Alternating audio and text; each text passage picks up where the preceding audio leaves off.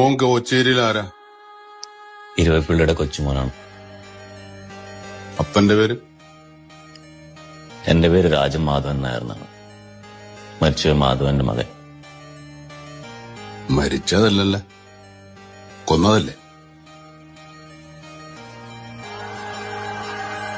ആ കേസ് ഞാൻ തീർപ്പാക്കിയതാണല്ല ബായ്.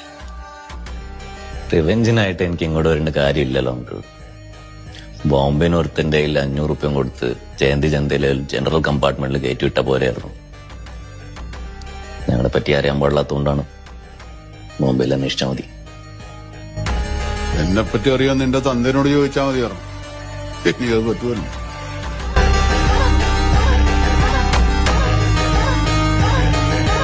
ഏതാടി നീ? മറന്നൂല്ലേ? പണ്ട് ഉപ്പുകല്ലിൽ നിന്ന് കരഞ്ഞ കൂട്ടുകാരന് കുടിക്കാൻ വെള്ളം കൊടുത്ത തുളസി. എവിടായിരുന്നു ഇതുവരെ? ഒറ്റപ്പാലത്ത് കൂടെ പഠിച്ച കൂട്ടുകാരനെ ഒന്ന് കാണാമെന്നതാ. വരരുതായിരുന്നു. തോമസ് ചാക്കോ? അല്ല, ആട് തോമ.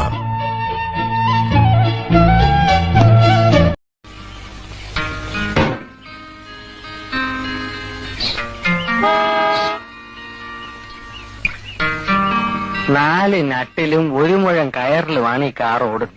ഇതിന്റെ പുറത്തിടാൻ സർക്കസ് കാണിക്കരുത്. ഞാൻ എം.എൻ. നമ്പ്യാരോ എം.ജി.ആറോ ഒന്നുമല്ല. കെ.ആൻകെ ആട്ടോമോൾസ് ഓപ്പറേറ്റർ മനോഹരൻ. പാവം.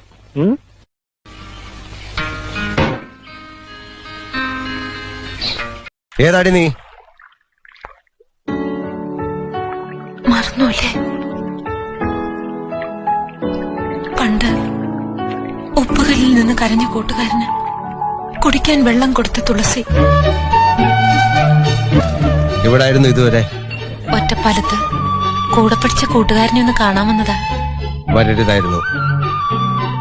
തോമസ് ചാക്കോ? അല്ല, ആട് തോമ.